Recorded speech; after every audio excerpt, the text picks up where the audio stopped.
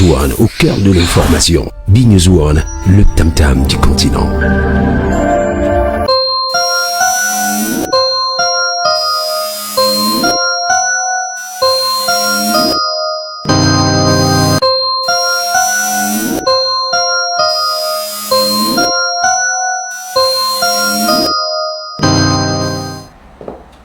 Good evening, ladies and gentlemen, and welcome to B-News One. I'm Emmanuel Ganji, senior journalist, welcoming you to the 26th edition of Newsroom, your debate talk show since the creation of this channel on the 15th of January 2021. We're coming to you live from our studio at Oja, located opposite the third-class chiefdom of Oja on the Yaoundé and Simeleng Highway on the southeast end of Yaoundé, the nation's capital. Tonight we will look at 5 topics. Firstly, we will look at the presidency of Cameroon, where the presidential couple went on vacation amidst calls from some activists abroad to disrupt the stay of the presidential couple at the Intercontinental Hotel Suite in Geneva, Switzerland. However, Cameroon and Switzerland have taken measures to preserve the peace, tranquility, and sovereign nature of Cameroon's president, Paul Biya, who represents all the sovereignty of the nation Cameroon.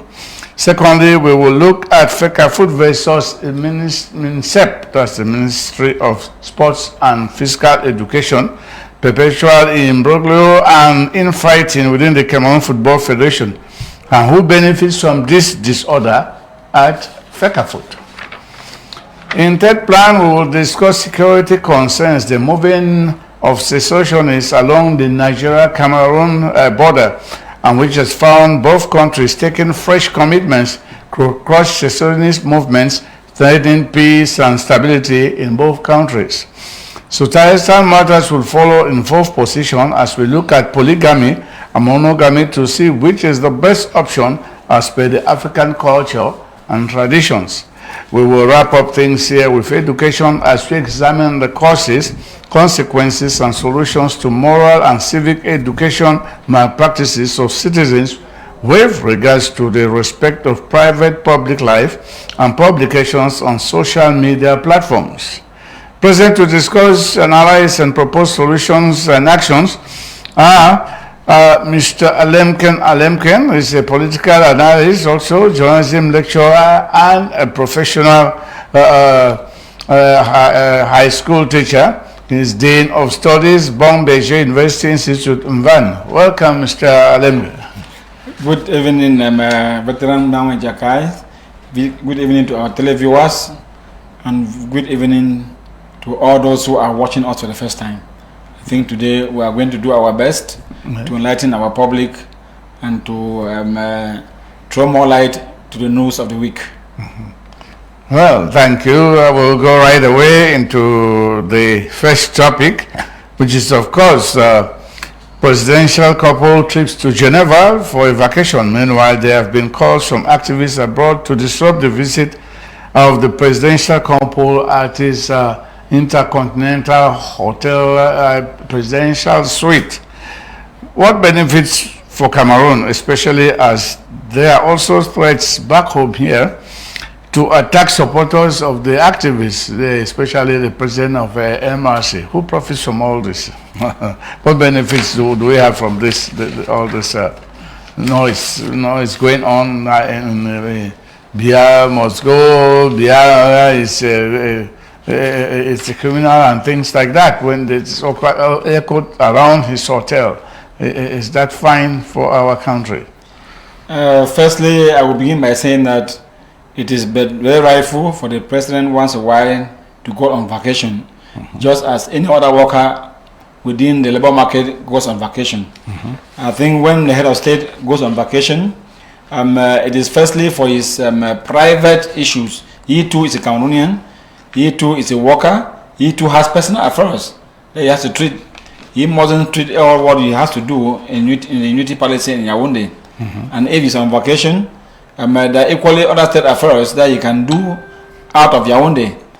For example, meeting some heavyweight economic operators across the world, engaging in some sort of bilateral talks with some head of state who may like not to come to Africa, and they're arranging, thereby solving most of the problems of the nation.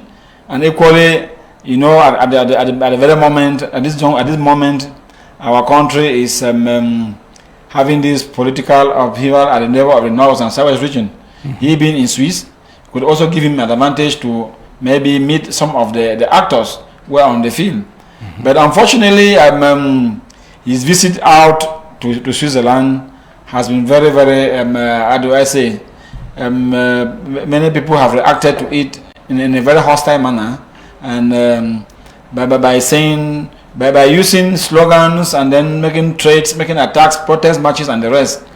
But however, as concerns the protest marches, I will not even comment, because that is, for me, it seems to be an error from our own administration. Because normally, the protest marches today in Switzerland, they surprise nobody. Nothing is new there. We all expected that it should happen. But as a political analyst, I expected that before the head of state should leave Yaoundé, the Unity Palace administration should have made useful dialogue with all those who are hostile to the regime. I think this is the highest time now that we should be able to make hay while the sun shines, because actually there is no president who will ever be in power and the whole nation will be in support of his reign. Yes. Because of ideology. So normally those who are directly under him, the civil cabinet, the Secretary General, the Minister of Interior, for the past 10 years or now, the Basque movement has been disturbing the president's visit to Europe. They should have found out, and since they're all Cameroonians, they should have found out why they are doing so and dialogue with them to put an end to it. Nobody gains from what is happening. Yes, it is all go to the detriment of Cameroon. Our image is being tarnished. It's not only Mr. B's image or your family image.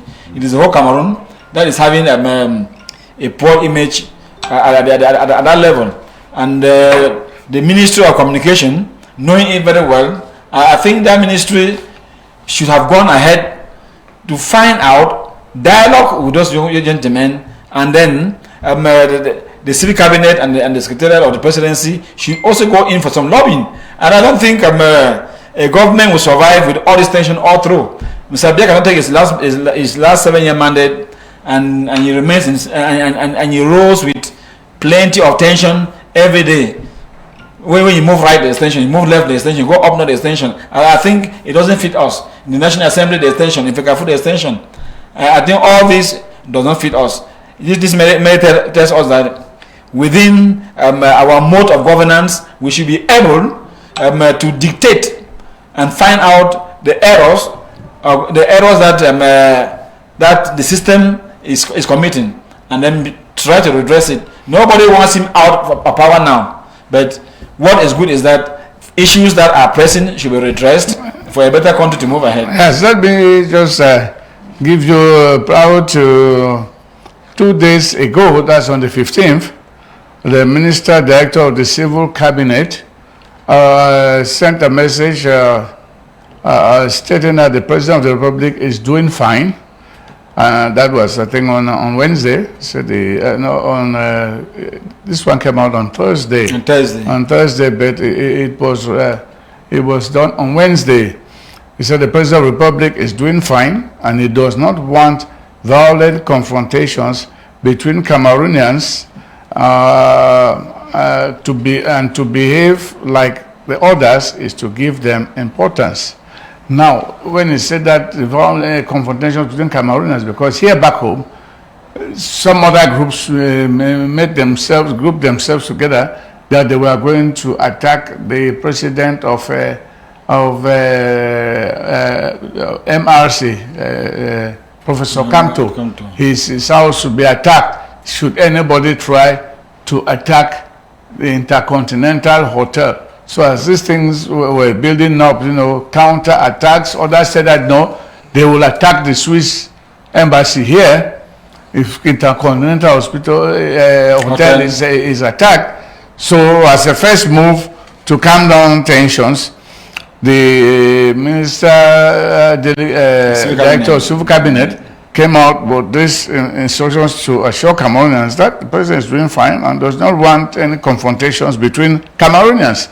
Anybody who behaves like that, who behaves, those who want to behave like others who want confrontation, is to give the ones who are confronted, to give them importance, which is not necessary, you know. And then as things unfolded, after this declaration, steps were taken to protect the quarter where Professor Kamto is, and then the message also came out later on by the Minister of Communication, who is the spokesman of the government. I'll be giving you part of it now, but we'll go on with the discussions with everybody. So that's how far we went. There was so much suspense until yesterday. The Swiss went ahead and banned the manifestation for today from bus and the rest. Mr. Jaka, I think what is clear is that those who were planning to attack the residence of the president of CRM, Professor Muli Kamto, may have been doing so ignorantly. Yes, because they said one boy came from abroad. He came from abroad and he was shown on social media in solo mode, telling Kamto doesn't want any violence, but he should know that on behalf of the Ekang, that's amongst the Betis, the Betis Ekang, they will flush out Kamto from his residence there. That's where you see now the government had to come in now and say no. The head of state that no fighting, no violence, no confrontations between Cameroonians. So he cannot be, the head of state is not president of one tribe or a region, that they will try to make an escalation of a non-event. Exactly. Yes. So what I was trying to say is that Cameroonians should know that there is no link between CRM and the BAS movement. The BAS movement is independent of CRM, and on several occasions, Kamto has made it very clear. Even the BAS themselves, they have made it very clear. In the Cameroonian trying to attack Mr. Kamto on the basis that the other side is being attacked in Switzerland, so we're committing a very serious crime for which may go in for several years of imprisonment. I think what we should do is that the government should work out solutions to solve this internal tension within the country. The country is too tense between political parties, between the governors, between the people and the governed, between the governor and the governed. There's plenty of tension in which, and then there are so many catchments where this tension is found.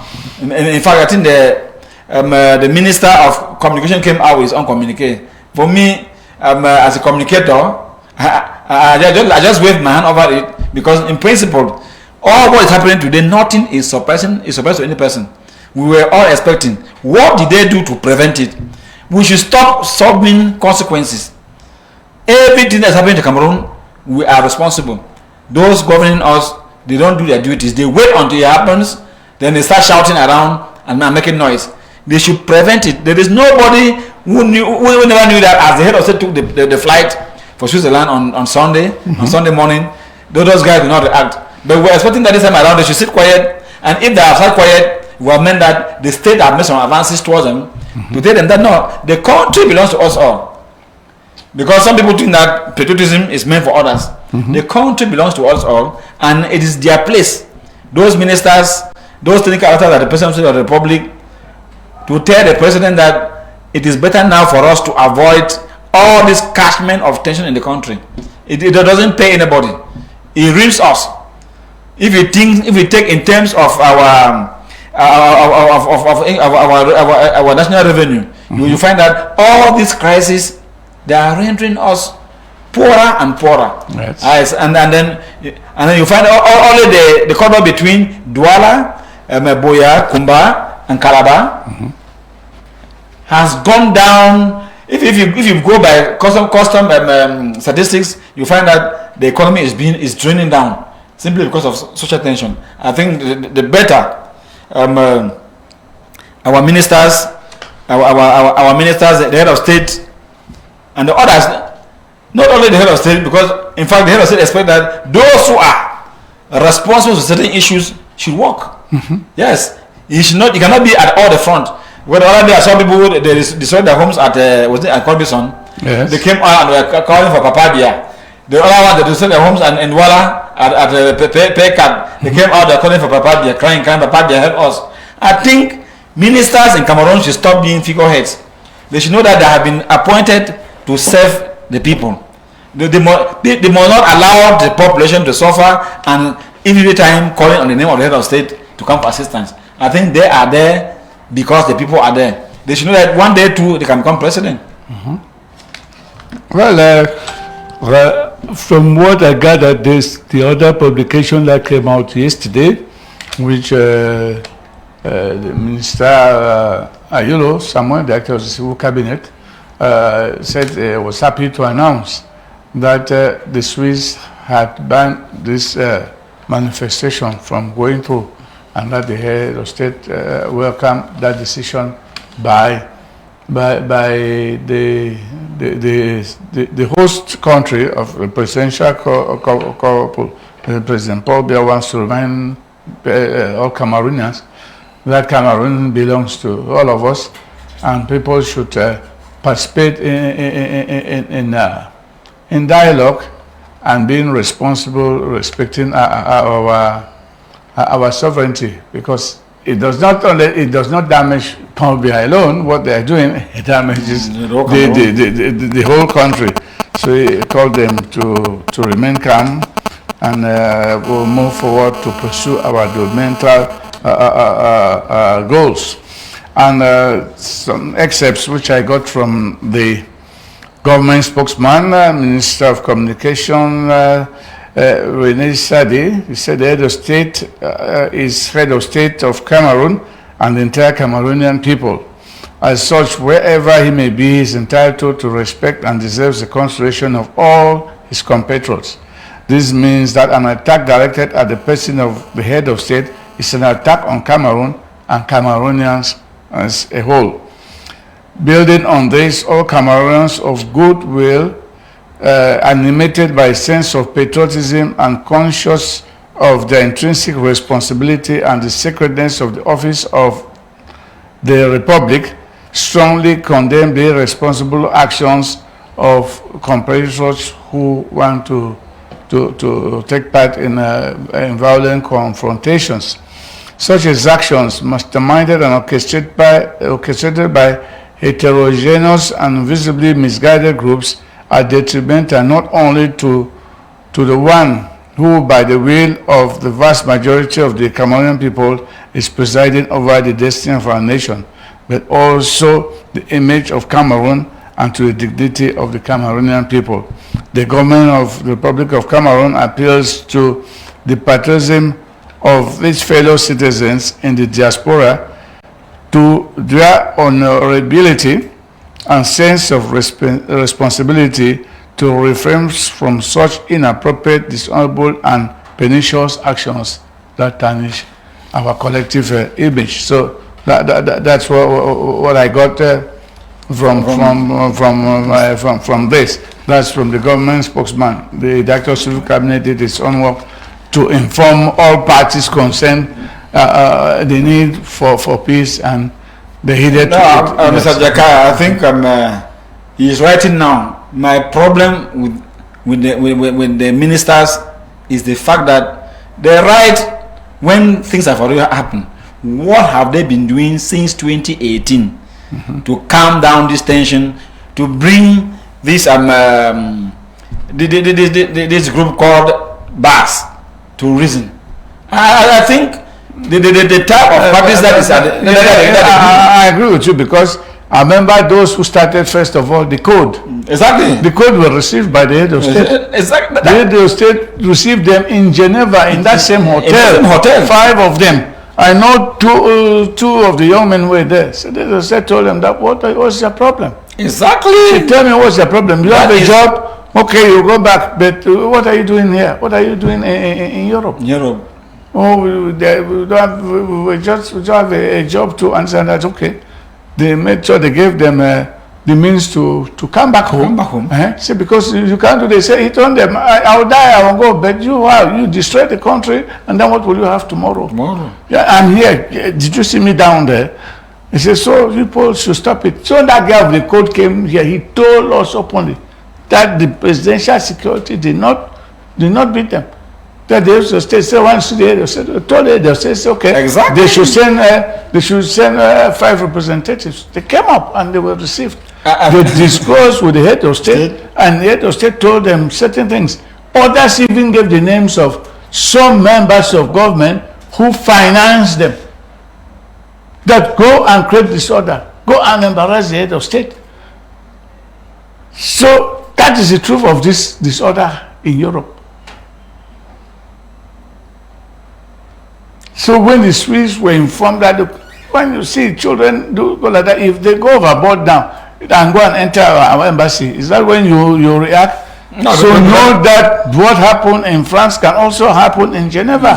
In our diplomatic distance. And then if it goes to Yaoundé and we are forced to take chance, you're pushing us to overstretch ourselves to go and stop demonstrators around the embassy. You know? And luckily, the Swiss government has to change the itinerary of the protest march of today, not to direct it again towards where the head of state is staying, but to go elsewhere and show the placard and the rest. Yeah. I think what we should learn from here is that when we call for reforms, the government ministers should not just sit and wave their hands. I think all this has shown us that the level of our liberty of expression, the level of our democracy, it is very well written on papers, but when it comes to put into practice, the citizens are denied. And those out of Cameroon want to demonstrate that this is exactly what the other countries are. You want to be a friend of this country, this is how it should be. So my conclusion for this first item is that our ministers should learn how to solve problems when they come up. They should also learn how to lobby. It is not all about force. Governance is not about force. Force can be used when there is an exception. Yes. It is not that in every little thing there is force. Every little thing we cannot be doing everything with power. We are in a modern society, and the society today is full of dynamics. It will continue to change. The society will continue to mutate, and consequently, all the old laws that we had in the 17th century, that are going to die down and give way to modern dynamism. And every person who wants to govern must dance according to the modern. I'm going to say that we have gone away. We are way advanced than what it was in the first republic, because we would think that people will really show up their face that we are the ones wanting to act. There were days that people disappeared. If our government could even respect the 1990 laws on public liberty and expression, it would be better. The 1990s were better than the 2010 to 2020. I think from 2010 to 2021, I don't think any other political party has carried out a public manifestation apart from the CPTN, which is not good of our nation. These are things that the ministers, those who are governing the laws, should know that it is not good for the nation. Yeah, when the people are pushed to the walls, they may behave in an animal-like way. I think our ministers, they should anticipate, give everybody equal chances, while trying to conserve their power. I know that's a problem. While trying to conserve power, they should make sure that they give each Cameroonian an equal share of what belongs to them. Okay, well, we'll take a break. We'll take a traditional jingle before we come back. When we come back, we'll be moving on to the second topic for our debate.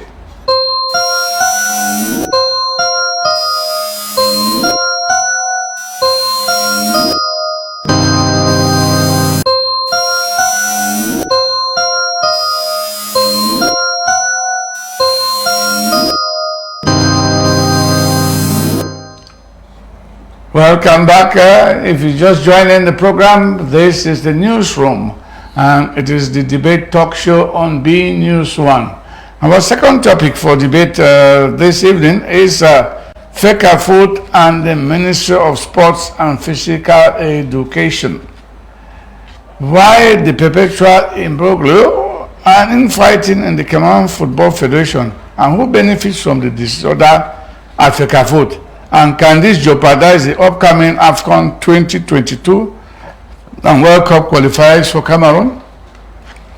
I think the Fcfa imbroglio is not very new, and it still have a link to the first topic. The link being that people refusing to respect the guidelines. As you all know, Fcfa was created in 1959. In 62, he joined FIFA. In 63, he joined CAF. And since then, they have modernized its internal structure. When you look at the statute of Fcfa, in its Article 2, it tells you that Fcfa is an association with its own papers in the Ministry of Interior, that's the administration. Yes. With an agreement at the Ministry of Sports, whether you call it sport and culture as we used to be, sports and the rest. Meaning that, and again, in the second article, sub 2, they say the funds of Fcfa are private, except those coming from the government, from the Ministry of Sports, and from what they call local decentralized collectivity. This already tells you that Fcfa in itself is not a government organ. Means that it is a private organ that is responsible to govern football activities in the country, with a direct link from CAF and FIFA. But what we have seen of late is some sort of a power struggle between the Ministry of Sports and Physical Education and the governing body itself and the sporting body itself. And time and again we ask ourselves, why is the government so interested in the management of the millions that comes into Fcfa? And this is where the game of interest now comes in. This is where the government attempts now to impose those who will roll there, where the government attempts now to be able to have a say in the internal roles of Fcfa. Yeah, but you don't put that blame on government. You put it on the individual ministers. As you develop it, I'll tell you something. When FIFA suspended Cameroon, Professor Joseph Owoda, who is a jurist and knows the text, what did he do? He pushed for the arrest of the Fcfa president because of individual problems they had. And FIFA hit Cameroon hard. This time was hit Cameroon hard. We were suspended. Fcfa was suspended, and we had to prepare for the matches. Do you know the response from the public side of government? No. To FIFA? He wrote to the Secretary General that I have received a letter here with shock and surprise. I am Prime Minister, head of government. Did you get any letter from me? So whoever wrote to you did not represent the position of the government. We had nothing to do with it. We never held any meeting to give people instructions. So this, whatever has happened down there between two individuals, does not represent the government, the position of the government. Within less than 12 hours, FIFA withdrew and reinstated Fcfa. That exactly what yes. That exactly what I think that happened. Mr. Jaka, I think there is a problem. There's a problem because the ministry, most of those who are given to man the Ministry of Sports, think that they are the master of those in Fcfa. The text doesn't say so. Okay, but then FIFA went and set the trap and sent the same former Minister of Youth and Sports to be head of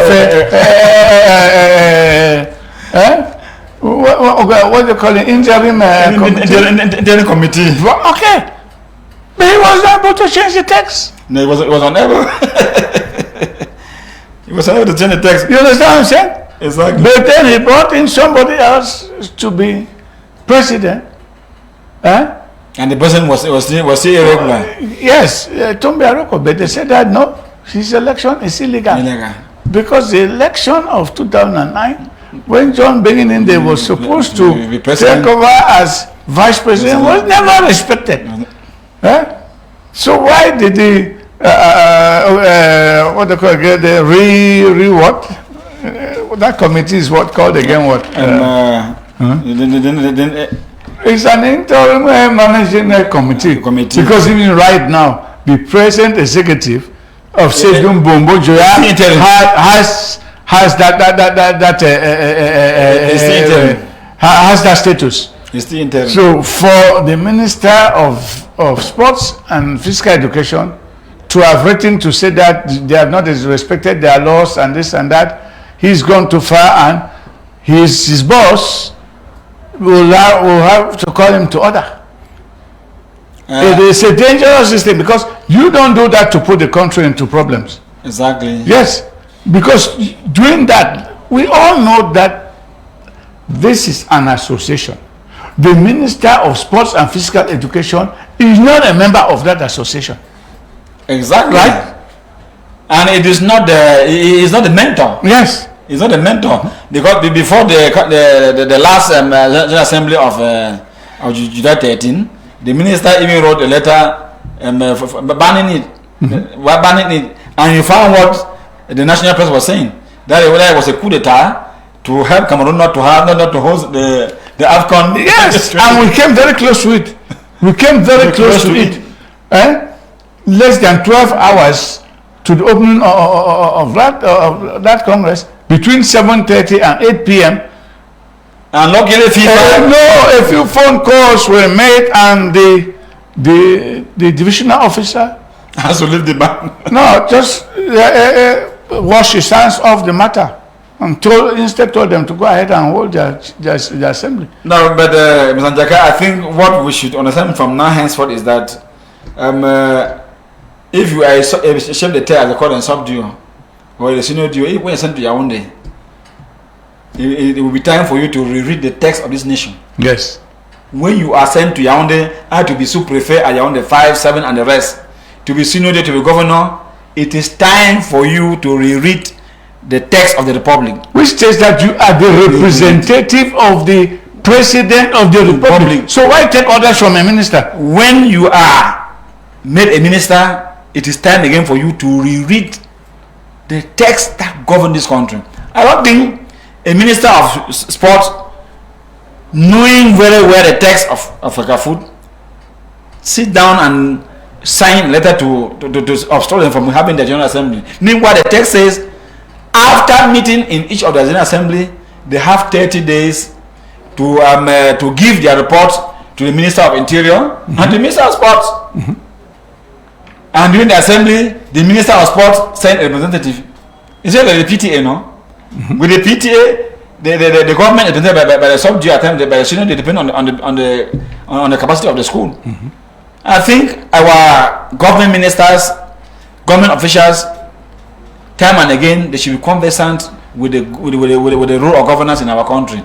Because if not, we just missed hosting the Nation Cup. The Nations Cup, and also suspension from the World Cup qualifiers. In fact, which will start playing the qualifiers for quarter World Cup around September, October. Exactly. I think our ministers, they need to be very, very watchful. Even they have their personal problems in the quarters with different people, they should know that they are governing Cameroonians. But also, it may not be. Are you sure most of the ministers are already out to show the success of this region? That is where that is 1 million question. That's $1 million question. Whether all the ministers will have because the way some people behave, they behave like absentee landlords. Exactly. That's exactly the situation that our ministers should know that, as I said before, that once they are appointed, they are there to save the nation, to save Cameroonians, not to save their personal interest. There is no way that they will amass there and go free. After all, as a civil servant, as a public servant, when you amass 10 billion, you will never use it. You will make to go mad. Only business people, economic operators know what they can do with money. We have seen what those who have embezzled have gone to, and what the money has led them to. Arrogance, pride. You never see a businessman who is running big companies moving around and carrying his shoulders up. He is thinking of how to create more companies, employ people, and then raise his capital up. But our ministers, they pride themselves to harvest where they never sold. But my take here is that once you are made a minister, go back to the text of the Republic, read them carefully. If you can't read, open a secretariat, employ technical advisors, employ somebody to read and interpret to you. As simple as that. What did the French and the other people do? That's what they were doing. They have the following who were reading, giving them how the text is saying, what the text says, and the rest. And they were able to govern for a very long time without people influencing their opinion. But today we have literate elites who refuse to do the right thing, and everybody thinking that you can become president. It's impossible. All of us cannot move to the Unity Palace to become president of the Republic.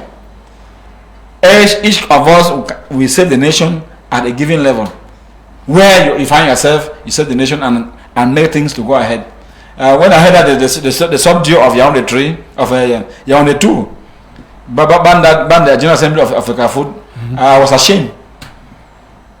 It was scandalous. Whether even meeting in their own main offices, they should be asking for permission.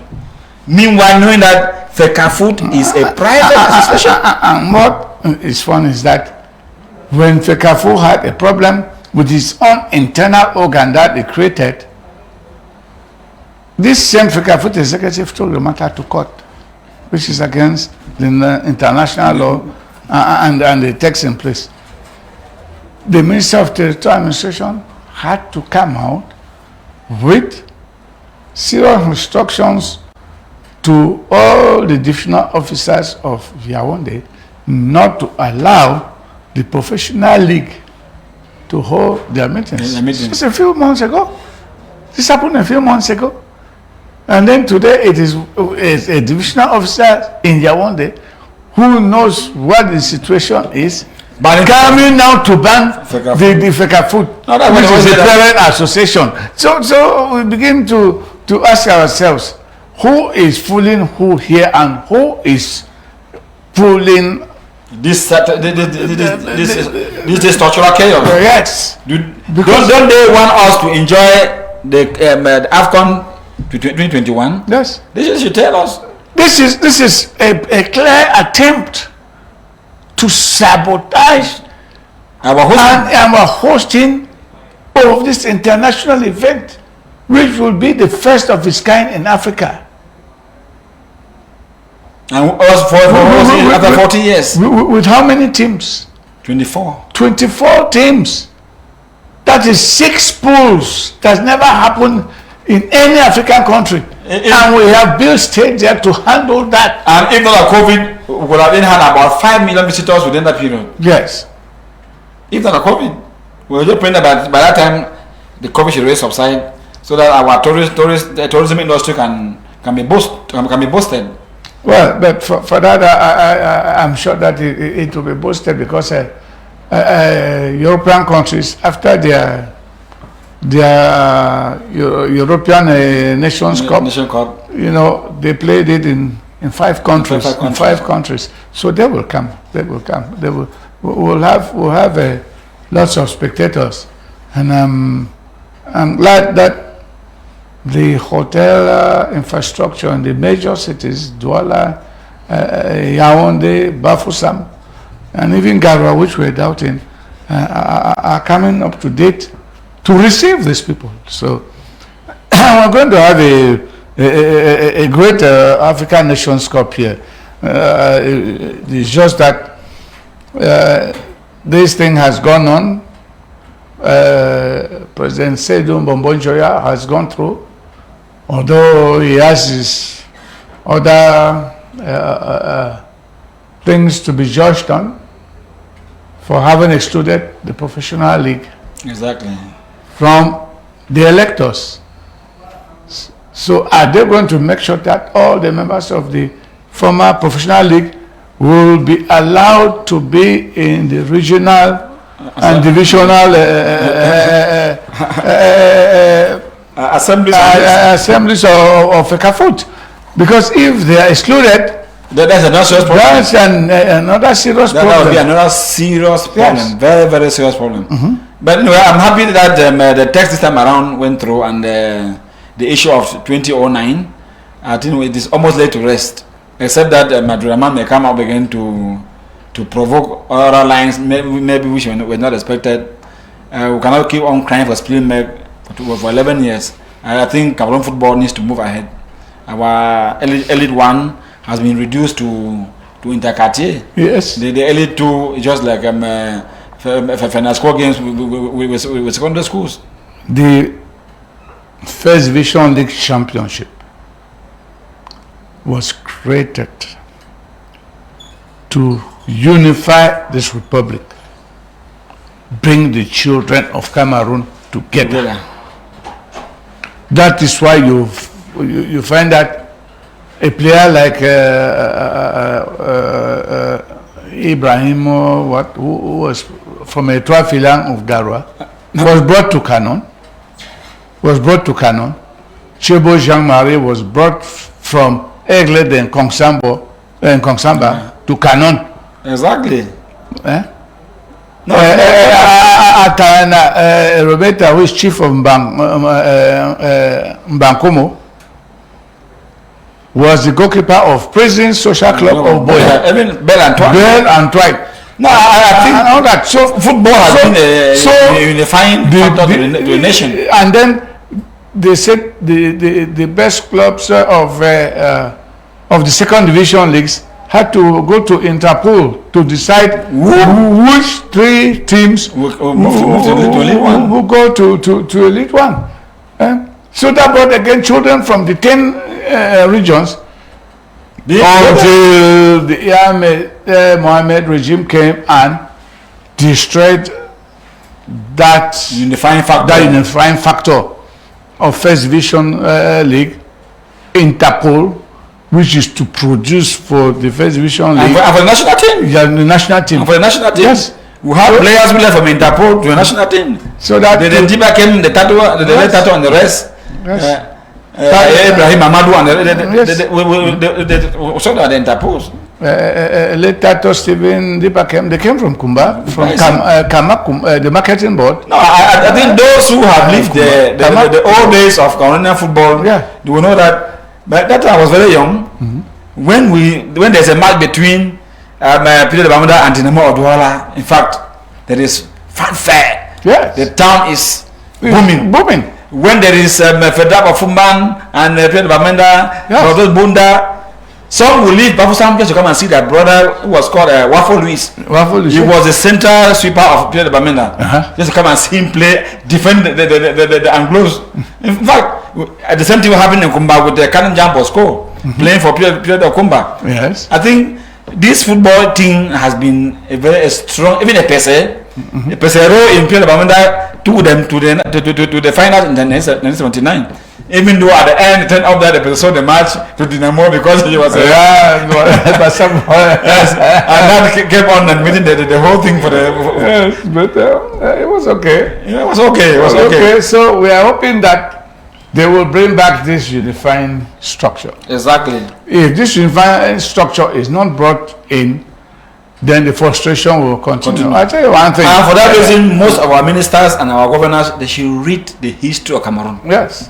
They should read the history of Cameroon. When they read through the history of Cameroon, in the sporting domain, cultural domain, educational domain, they are going to understand Cameroon. All this rush for money left and right is what is trying us. Simply because Seydou is controlling billions at Fcfa, and in the ministry your budget is 3 billion. You opted to become a minister. Seydou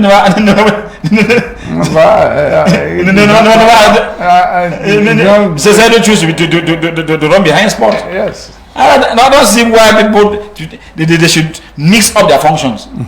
Our ministers, they should read the history of the country, and from then we shall be able to have most of our strong elements coming back. Interpol left, football died. Now Elite 1 has been divided into two pools of 10 teams. In fact, and today they are playing 3 matches per week to come out with a champion to represent all next year in the cup competition and the rest. In fact, which is not possible. Which is too poor. In fact, they are making us to be laughing. All these ministers to laugh. I think those ministers, they should stop thinking that it is the head of state who will come and tell them what to do. They should be able to direct and govern from where they have been given powers to do. They are giving small phase of control. Instead of doing it well, they create more and more problems. Well, let's hope that the Fcfa, they will respect their positions and do things straight for the national interest, and also ministers should take the hands off Fcfa. Exactly. Take the hands off Fcfa and allow the association to function. If the association is challenging state authority, then the state will just have to withdraw its aggregation. No, Mr. Jaga, I think where the state comes in is on grounds that most of what Fcfa does is to clean the image of Cameroon. Fcfa is one of the elements that helps Cameroon to be known. Fcfa is one of the elements that sells Cameroon through sporting activity, sport and culture. And then ministers who have maybe done political science, they think that whenever there is a subvention, when you give out subvention, then you should have a heavy hand on the receiver. But you know one other thing which I think may be creating problems. Fcfa has its autonomous account in Paris. Exactly. It is not based in Cameroon. It is not going through any of the other banks here. So there's something. Because when the state pre-finances competitions, because the state pre-finances gives more. No, I think the point for having the accounts abroad may just be on grounds to avoid government interference. And it's what we are seeing all this. No, instead that is where there's more interference when those accounts are there. Because when the state or the minister goes to finance and says they should advance money to give teams that are going to play out of the country that have the status of the national team, it's Fcfa that to take care of that. The government does that. When a coach is employed, it is Minister of Finance that pays him. Why? You see, these are the truths of the matter. Because if the man is going to sue Fcfa, the coach that Fcfa has not paid him, the guy will win the case. Like the former man before. I think government accepted all those things in order to have a heavy hand on Fcfa. And today we are seeing the consequences. Each time our federation is suspended, they bring in an interim governing body for 6 months, 5 months. We keep on spending.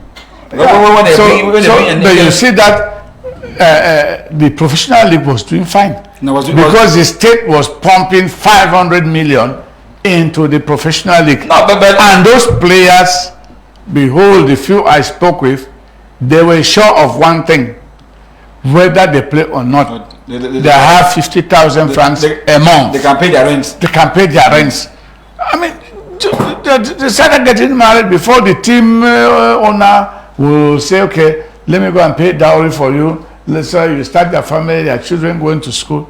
They had their 50,000 francs a month. And you saw that even when COVID came in, the championship was not on. The state, that money came out, and the president of the league paid them. So now that it's time to pay back to the state coffers to reimburse that advancement. That structure is dancing in there. no, it's banned. It's dissolved. It's dissolved. The sports tribunal in Lausanne said that no, they must be reinstated in their place. Now I see what government is saying that, but you have not respected your own text. Because there's still trouble. I see trouble ahead. Even if they appoint whoever is president for this nation cup, I see trouble ahead in Fcfa. We shall keep our finger crossed and then, because when you listen to what people like Professor Kumvondo and the rest are saying about this Fcfa thing, it's alarming. But we cannot keep on dragging legs in Fcfa for the past, it's almost 15 years now that we are dragging legs there. Well, is it that Cameroonians are able to come out with appropriate rules and regulations that can govern the football body? The monetary issue has to be solved once and for all. Once and for all. No sports minister should go and disburse funds. Exactly. Do not go and disburse funds. They should not come and cartoon. Oh, the national team cannot travel. This Fcfa should be able to hire its planes and transport them. These things of having the ministers paying, go and disburse funds and all that. He's also looking for his own kickback. Exactly. Because when you go to countries where they don't have great national teams, like some of our neighbors who don't go anywhere, as those matches will start, those eliminatory qualifiers will start in September, FIFA will this month disburse to those federations 50 million francs for their preparation. So the thing that the presidents of these countries around us, or their ministers, they know that they can talk to the president of their football association. No, they are afraid because that's a lot of money. Some ministries do not have that kind of budget. So I'm just saying, well, we just hope. But I know one thing, where humility has not prevailed is in this executive bureau. Exactly. That failed to show humility and patriotism, and that is their biggest flaw, which is also going to be their biggest downfall. They were forward without sliding. No, their biggest downfall is there. The arrogance is too much. The provocation is too much. And there are things that do not go unforgotten in state matters. So Fcfa guys, I just hope they turn over a new leaf very fast, and let those who have to be elected at the regional bureaus, let them be elected by the people there in the regional bureaus. Not that they start dictating again from Chinga and Douala. Aline Konyate is in Douala, but he's dictating so much in Douala. That's one of the executive members from Garoua. Abdurrahman is coming here, is coming to show the frustration of a Tuafilan that was blocked from going up because of Cotton Sport, who was using monies to buy everybody. I was in Garoua, so I can tell you the truth of that. So Fcfa must change. Fcfa must change. There must be a free and level ground for I played for Peter de Kuma. I fractured my arm here. The documents were prepared there and said, okay, Yaoundé will pay. They have not paid me for my accident till today. I left, I went to America, I came back. Fcfa has not paid me. So Fcfa must change. All right, we'll be right back after this jingle.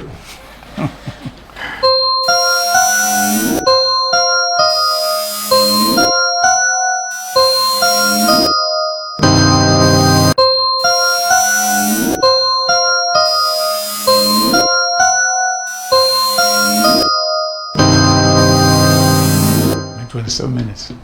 Welcome back to Newsroom. We are on with the debate show, the 26th edition of Newsroom on B News 1.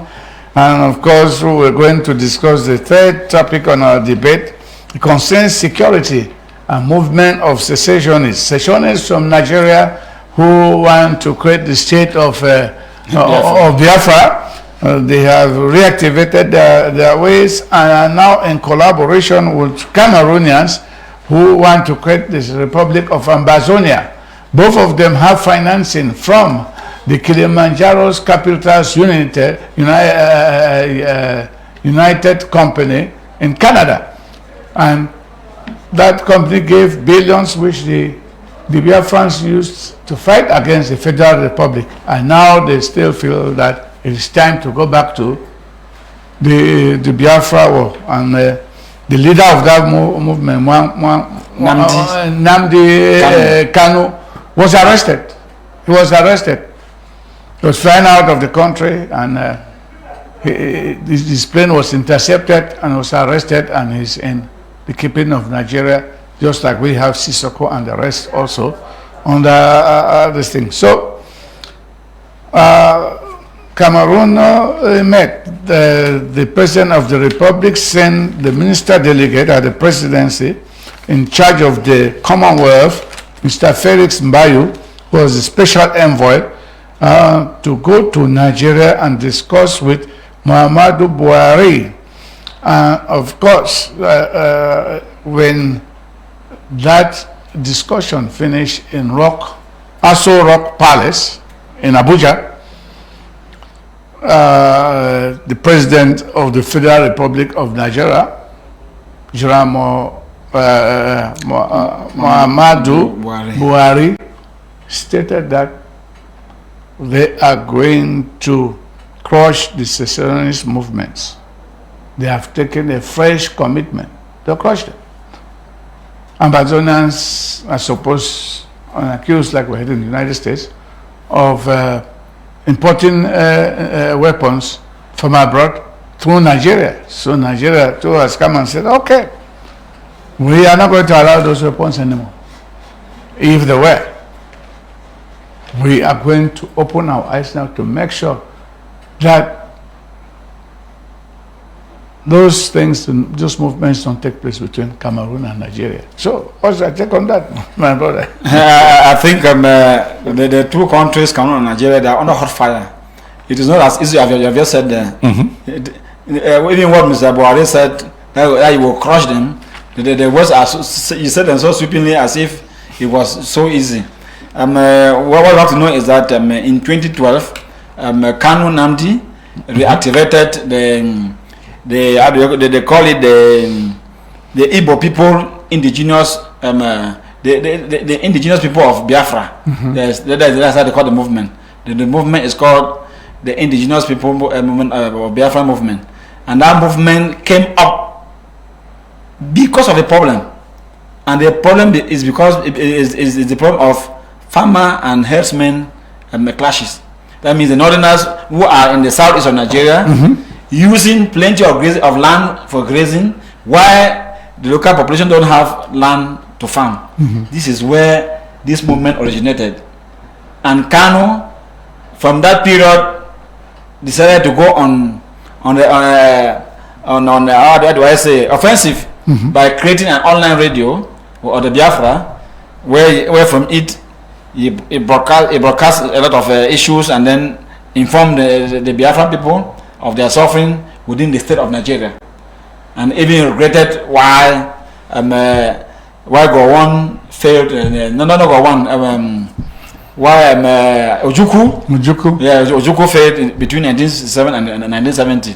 But however, he went ahead, and the government of Nigeria didn't at all attempt to come to what I call a consensus with him. And within the last 3 years, he has obtained close to $750 million, from which he bought a firm in USA to lobby the American government to accept their cause. So in fact, the young man is quite too advanced in his attempt. And during this week, I made an intervention in the radio by saying that Cameroon and Nigeria, they now have the choice. They now have no choice but to look for methods to solve this problem of secession, because it's not as easy as they're thinking. If what is happening in Cameroon happens in Nigeria, I think the U.S., the France, the British, they will not spare the head of state, because if there should be crisis in the eastern Nigeria, here we are having 10 deaths maybe per week. There it will be thousands of deaths per day because of the population. That's both of all Nigerian government should know that the eastern region of Nigeria is terribly populated. So any type of treatment given to Cameroon at this moment, because Cameroon at the moment is under the keeping. He was taken from Kenya in chains.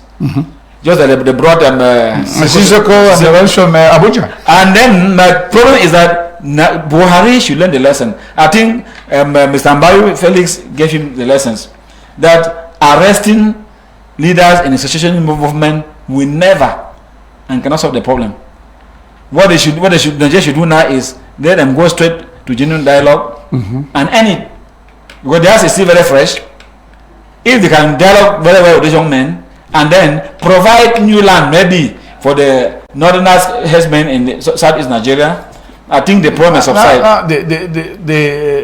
The northern herdsmen have a lot of land.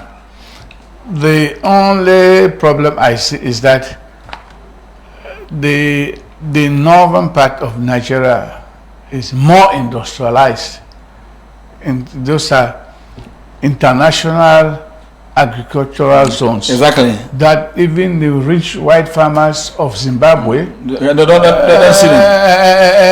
were invited by Olusegun Obasanjo to come to Nigeria, and they were given several hectares of land to start their farmlands, which is also grazing. It's grazing and production of fruits.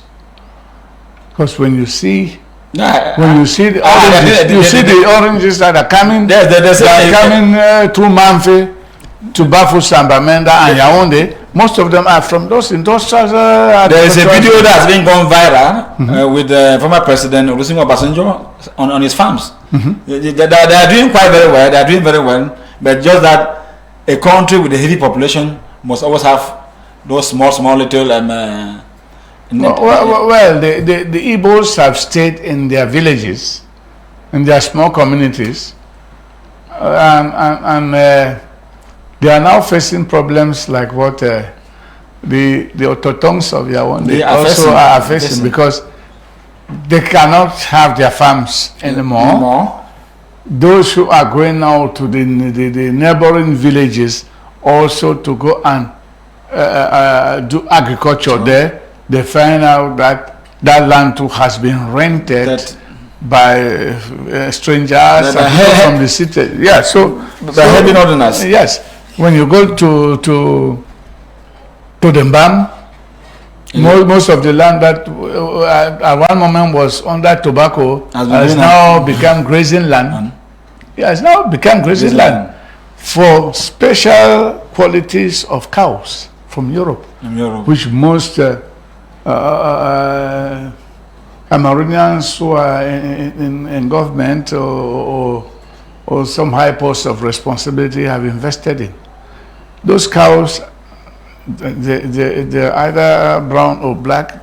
They move around town. Even here, you see some of them moving around town here. A minister may have 30, but when they get they multiply. Those are imported species of cows. They don't have fat. They don't have fat, and they're being grown now so much around Bokito area. When you go to Bokito, Idemba, there are so many of them and the villagers are now complaining that these people are using their land for grazing. When you go towards Ide now, after Sonara, that area going to Ide now, you find those cows also there, going towards their grazing. But the government should look for mechanisms to galvanize those efforts. If not, if they spread into the common man's farmland, it will lead to frustration. Well, but Mr. Kanu is saying that. I don't think that is what. How many cows are grazing in Igbo villages? How do you? But that is the claim. How you watch Nigerian films? How do you get to Igbo to a village and go and be running a grazing farm? That is a claim Mr. Namdi Kanu is giving. Master, it's just a cover up because. Most of the Igbos made several billions from the civil war, and today they are the richest. They are the richest men in the world. Yeah, exactly. So you think you want to tell me that an Igbo man in Douala today should be clapping his hands that he's going to have a state of Biafra? He will tell you to get out of his office. They came here and said that one thing they said, stay in Cameroon, do all what you want, do not do politics. Exactly. How many of them do you see doing politics? No.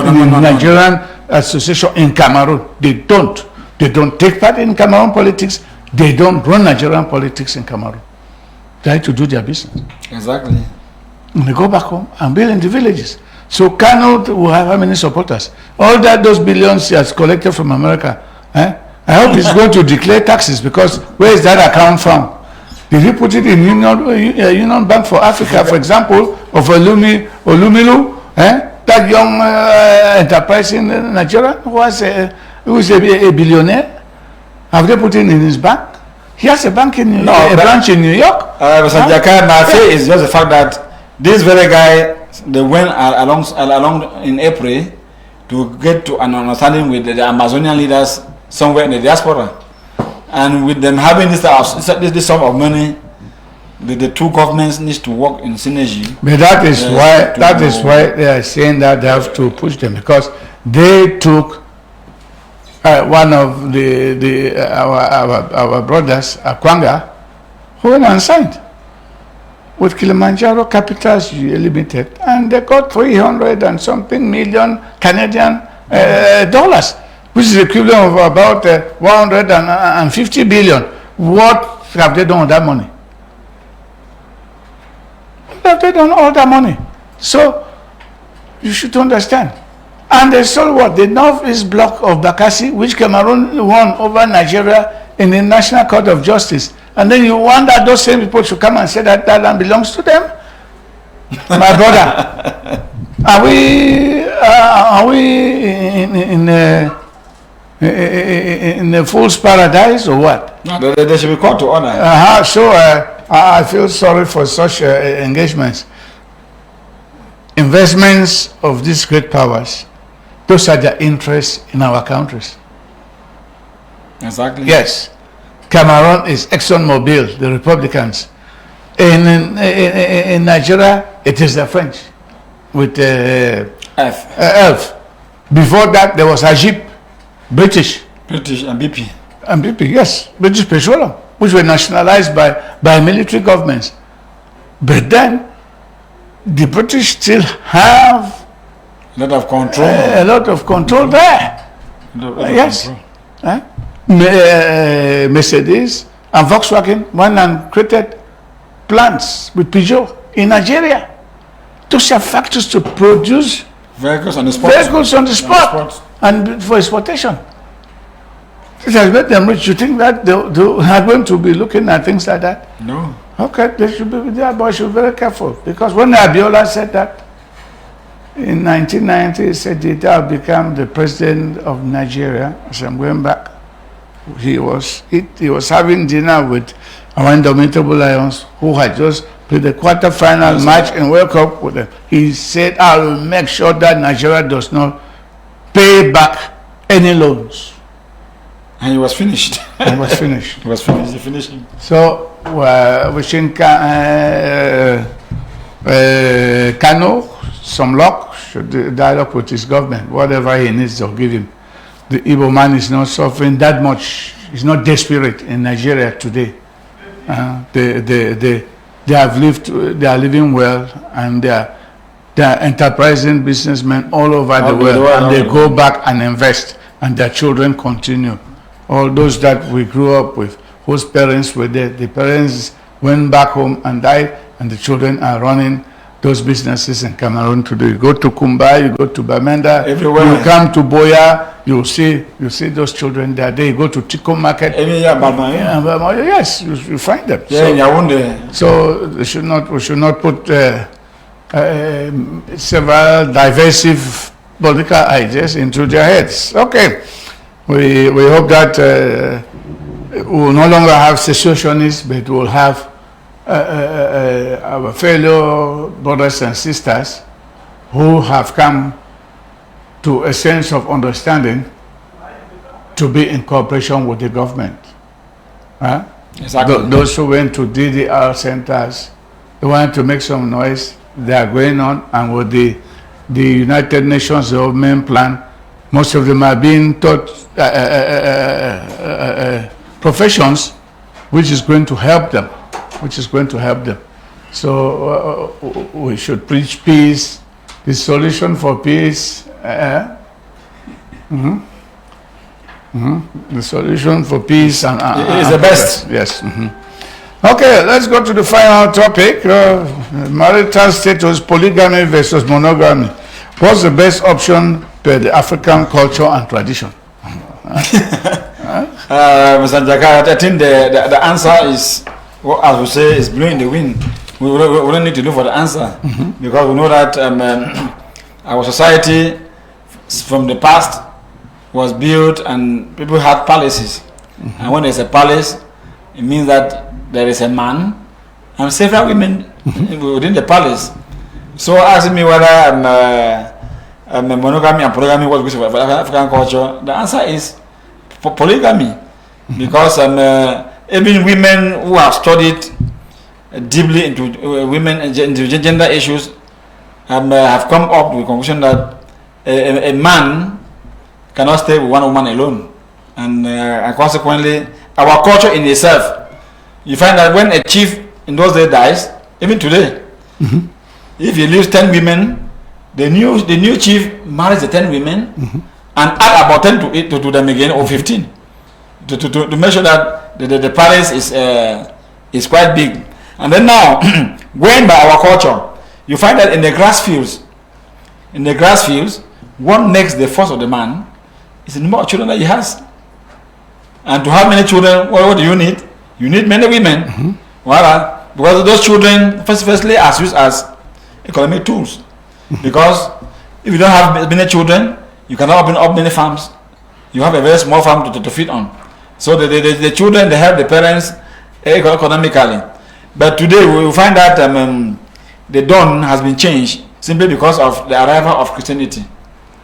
Because according to Christianity, particularly the Catholic, they say there should be one man, one woman.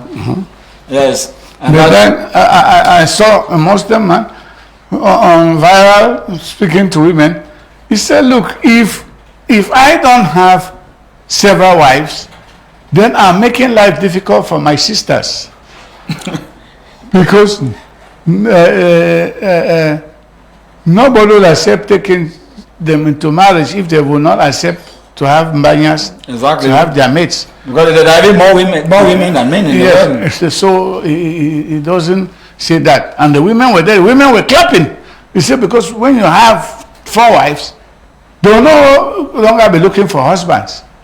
And today we should know that the percentage of women in the world is between 62 and 70% of the population. So, meaning that if the men don't take the women, yes, members of the women they were frustrated and they really move to suicide. Yes. Everybody will find that there's no culture. I'm not seeing any cultural zone in the African continent which is against polygamy. Yes. It seems to be our umbilical cord that the continent has to be based on that, has to base on it on polygamy in order to have a strong development projects spring up, because we need population, and insofar as we need population, if the women are not married, if men don't take more women, then the level we're always thinking of, we won't have it. We won't have it. Because Christianity that preaches one man, one woman, at a given moment promotes promiscuity. Yes. Yes, because men in But have you not heard of this talk of late that priests may be authorized finally to get married? Well, the Vatican. Well, the Vatican is the one who has thrown that out for a debate. Should priests be allowed now to have wives? Yeah, that's the biggest development in the Roman Catholic Church. But the point is that which will lead women cannot obstruct men from preaching the gospel. We have seen with pastors. Yes, and the women too have become pastors. I think the women folk has to emancipate. They have to emancipate, because somewhere in South Africa they were talking of one woman getting married to two men. One journalist who announced that on the air, the guy he just burst out into serious laughing during the newscast when he was given the lead by his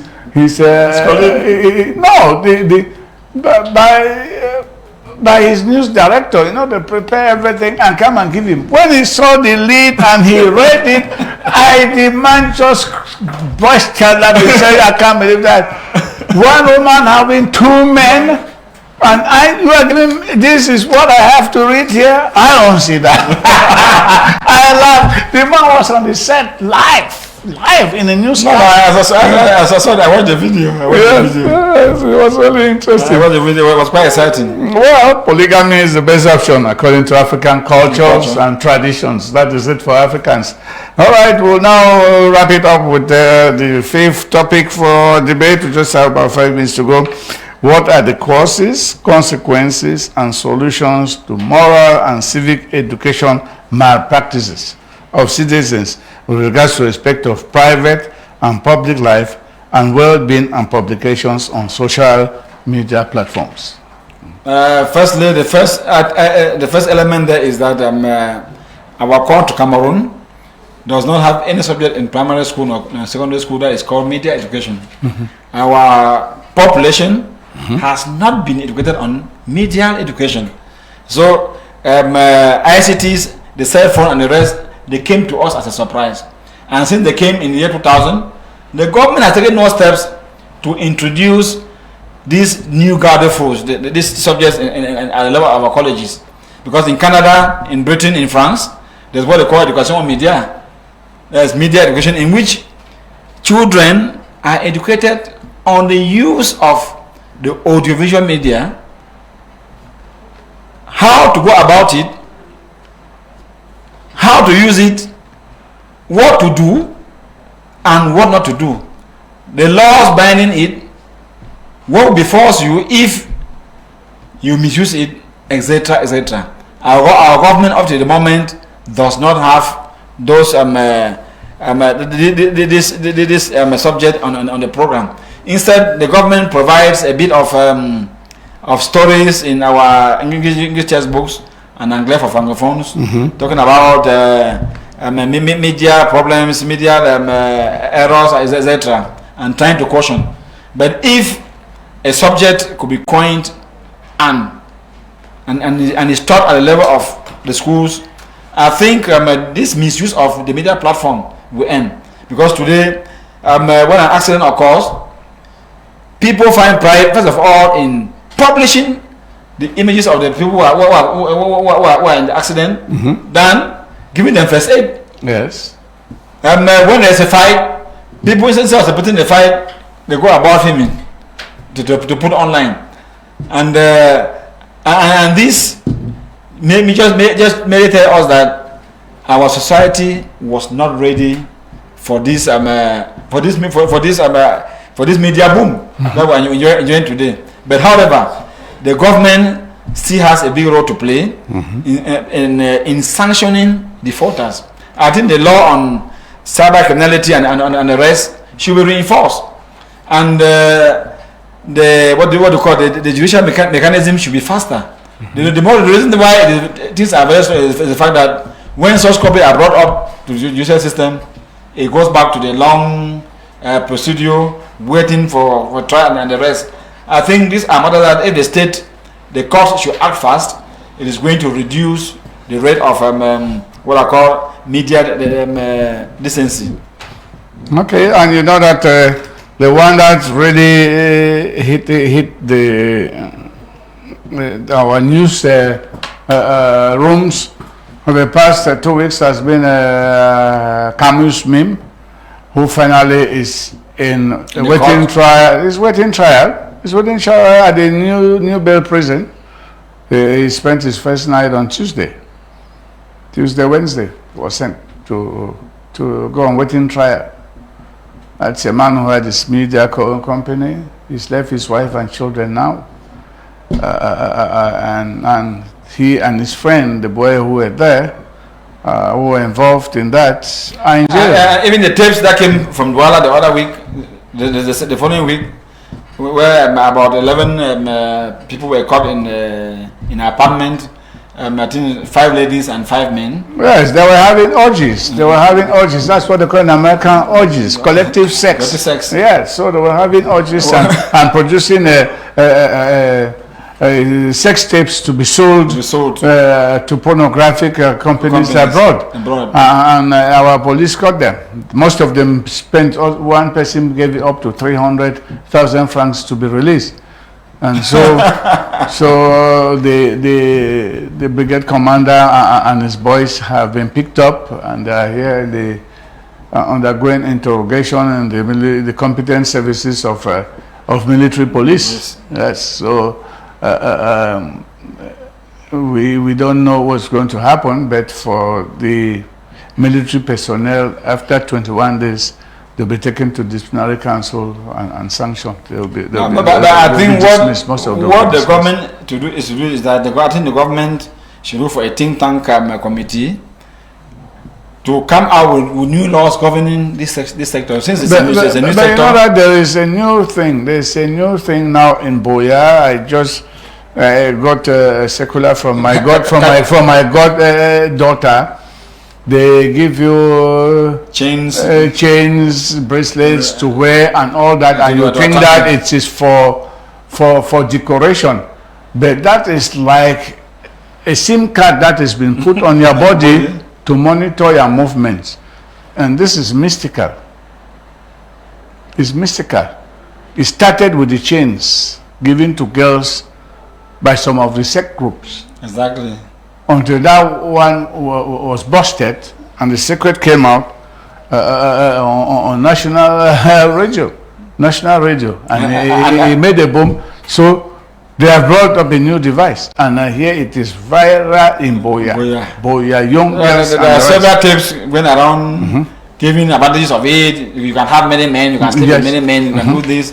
Men are giving them 200,000 francs, this and that. And this and that, yeah. So there are many young girls who are making. I think the government should check that. Our security men should check that out. Government will crack down, but the damage would have been done, because even these ones I'm telling you that went on national radio some 20 years ago, you know, there was a heavy crackdown.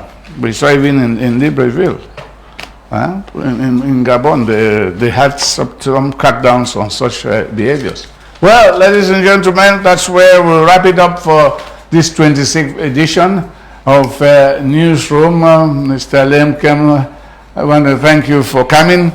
Well, it was not easy for us today. You were the early bird, and I spent 1 hour in traffic from Van to this place, less than 3 kilometers.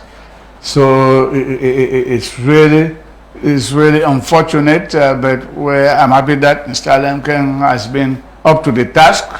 As a professional teacher, he's able to handle the 1 hour 30 minutes, and that shows that on being news you will learn. It's not just the quarreling part which is there.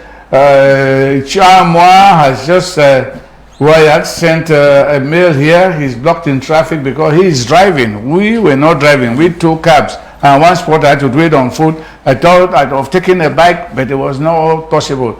So there's heavy traffic jam between Ahala and the old airport. and then the old airport to Oja. It is really, really bad. If you must come over to Oja at this time, please go through a source, Mimboman, a Mombor, and then a Kmer, and then come down to Carrefour Happy to go to the airport. Do not go through Van. This is a travel advisory. Do not go through Van Ahala. If you are coming from Douala, you want to go, you must stop from the old cross flyover and go through the Simalang airport. You go through it. If you are going to Insam, when you get there, you should get off the highway. It may be at Nomayos and go through Mendong. Go through Mendong to get into the city.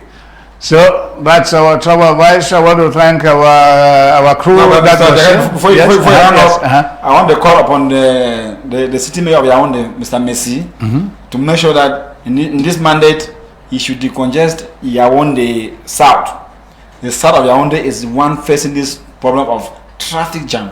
This is too much. Well, the traffic jam is as a result of the non-completion of the Simalang Airport Yaoundé City Highway, because in Ahala they have made so many diversions and the road is not smooth for people going towards Ngumu, Douala, Edea, and those coming out, because that is where they have to exit. That's why I'm saying that Nomayo should be used to go towards Mendong to get into the city. If you have to go out of the city and you are coming from a 2D, go towards Mendong. If you are going south to a boulevard and the rest, go through Mimboman in Kwabang and hit it to the east, Konolinga and the rest.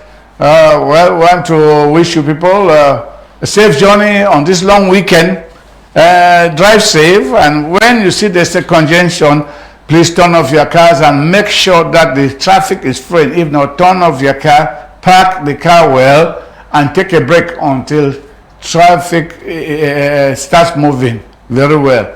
At the exit of Yaoundé from the old airport, there are so many trucks coming to buy a beer, 40-foot trailers. So please, you should avoid them. When you see them, just park until traffic reduces. Well, I want to thank Jean-Marc Meningen for taking care of us, and that will be it for this 26th of the edition.